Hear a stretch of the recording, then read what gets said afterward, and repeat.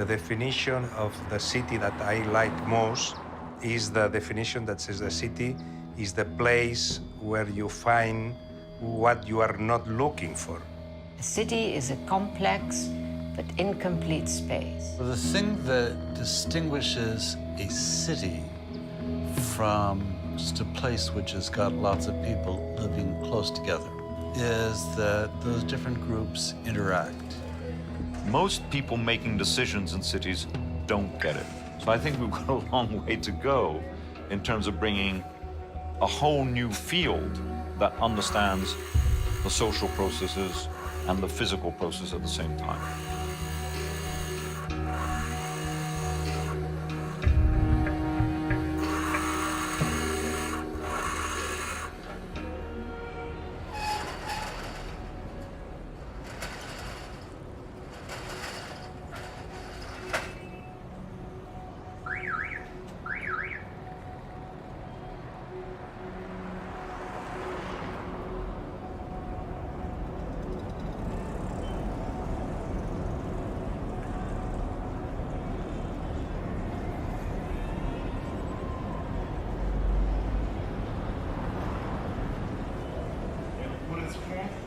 À l'environnement favorable nécessitant donc des cadres juridiques adéquats. Document that in front of all of us, the new urbanization. Different countries have different realities and dynamics. Cities are going to take the action because governments are sclerotic with this. Good evening, ladies and gentlemen.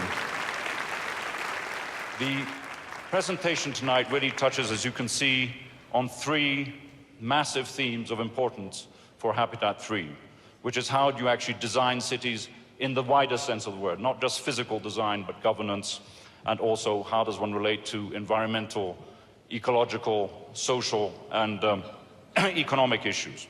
Hablar de la ciudad hoy no es solamente hablar de la ciudad, es hablar de una pérdida masiva de hábitat. El futuro no está predeterminado. No estamos castigados a tener mala ciudad de una forma determinística. 2.5 years ago, one close and I were having a drink, and I asked him, have you read the Charter of Athens? This enormously influential document. To explain the Charter of Athens, which was more or less conceived in 1933 on a great ship going across the Mediterranean, you've got to probably go back a little bit more to understand context. The early part of the 20th century was thought of as the machine age. New forms of production were coming into process, affecting everyone's lives. The car was beginning to dominate the way we moved around in cities and in the world. They had a dream, and that dream was that a city could be organized to work like a beautiful machine. We've got to remember that then, in the 1930s, the city was seen as overcrowded, dark, and actually negative in terms of well-being. So if you believe in the machine age, if you believe in rationalist principles, what do? You clean it up. And you do that by taking all the different functions and separating them out. You put people to sleep there, and you put people to work there, and you go and entertain yourself there. You connect them by nice motorways with cars. That's a view of what Le Corbusier imagined for Paris, making the city as a machine, putting people in towers, and having a cruciform shape so that you could get fresh air and improve the health of the people there. What was actually ruined in that process was the street, was the continuity and the sense of cohesion. The problems today that we have in urbanism is that we design cities to be closed in the sense that there's a tight bond between form and function in how people experience the city.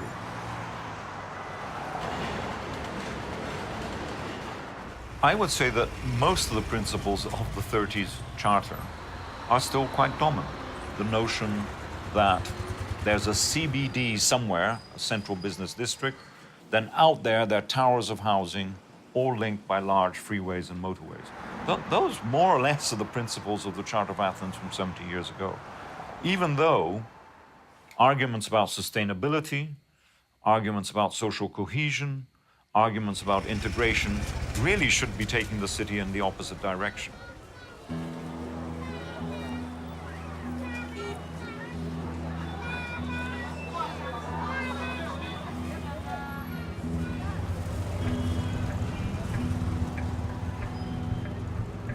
Confronted with some of these trends, I like to ask, who owns the city? In the city, those without power can stand up and say, we're present, that this is also our city. That is, to me, what marks the city, and that is why mere built-up density is not a city, and we need to protect that distinction.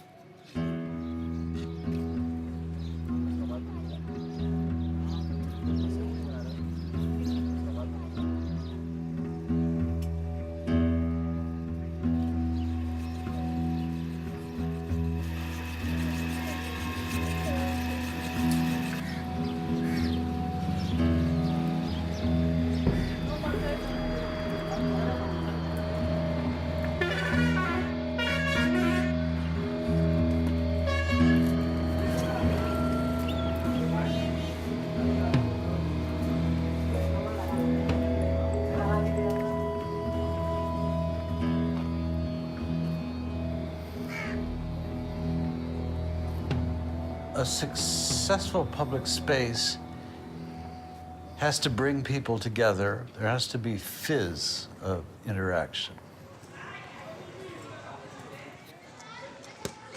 Once we accept that in the city, to have a decent life, we required a lot of commons. That the public land ends up being something between 60 or 70% of the total land of the city, which is very counterintuitive to the ones that they think that the market is governing urbanization. What governs the quality of good urban life is the provision of public land.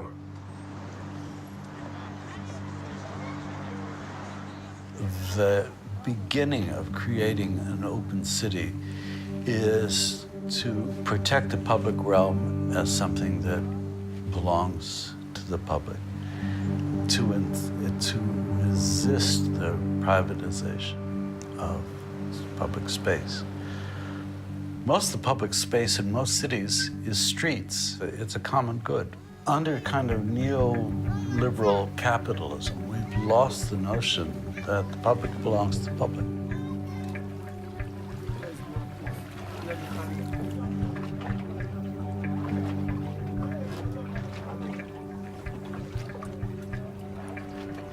The last 30 years, what we see is the rise of logics of extraction, away from the dominance of mass consumption, which meant that even the most aggressive corporation or bank was interested in the sons and daughters of the middle classes doing better than their parents.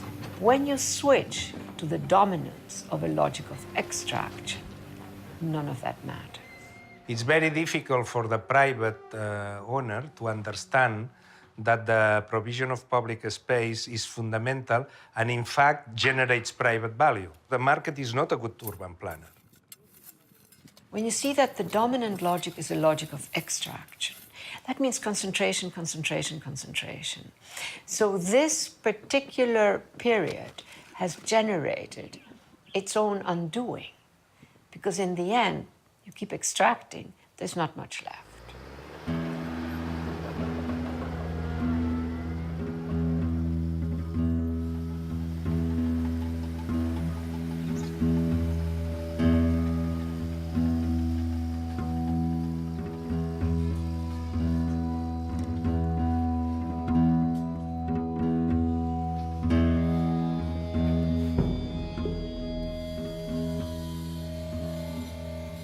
The public realm is not something that simply can be reduced to profit and loss. The Charter of Athens model is of great interest to the private sector. in terms of promoting land investment or speculation. It's a very easy way to deal with cities, rather than this messy, organic, integrated way that we might find in pre-existing cities that have been there a long time and require much more negotiation. Expansion of cities is important as long as they're well planned. Well planned doesn't mean making an instant perfect city. It means providing the infrastructure of a messy and incremental city.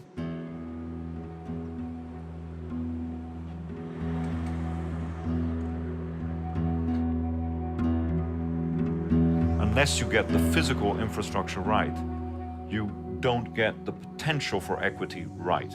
The question of the equitable city is a difficult one. How can we make an intervention that alters the dominance of this logic of extraction? So for me, one of them is the importance of relocalizing pieces of the economy that today are basically exist as elements of franchises. So my rhetorical question there is always, do we really need a multinational corporation to have a cup of coffee? We need to find the way that whatever the consumption capacity of these modest neighborhoods, which is most of the neighborhoods in the world, whatever it is, we should maximize its recirculation. This permanent effort to make the city a just place where every innovation is not owned by a minority and denied to the rest, or used by a minority to make more money. There are lots of things we can do to bring an open city into being, to overlay different kinds of functions in the city so that they synergize. The political classes, they need to enable a better distribution of the wealth that is getting produced. Because the mechanisms that lead to concentration at the top, we made those mechanisms. They did not fall from the sky. We altered the law. Those were critical decisions that were made in legislatures, that were made by the executive branch, that were made by judges, that were made, in a variety of settings. That needs to be changed. Going in the opposite direction from the Charter of Athens actually means understanding what density, complexity, and overlapping of different functions, so that you have something happening in the city at different times of day and night for different people, the open city. Not a closed, walled place where people of difference can't come together. The open city is based on the notion that an environment becomes more and more complex. And how do you manage it rather than try and simplify it? There are three basic concepts behind this. One is, as Richard Sennett calls it, the openness of a city. How open can you make a city? In other words, not close it down for different, distinct groups who never mix. The second is Sassen's argument, which is about ownership. Who owns the city? How do we actually give it back to different constituents and not give in to what is now the trend in many cities around the world of large companies, corporations taking over major chunks? And thirdly is, I guess, my contribution to the discussion, which is that design really matters. It's not just a question of planning, it's not just a question of zoning and regulations. It's the quality, it's the section of the street. How wide is the street? How tall are the buildings? The reason for opening up the city is ultimately that this is how you keep a place alive.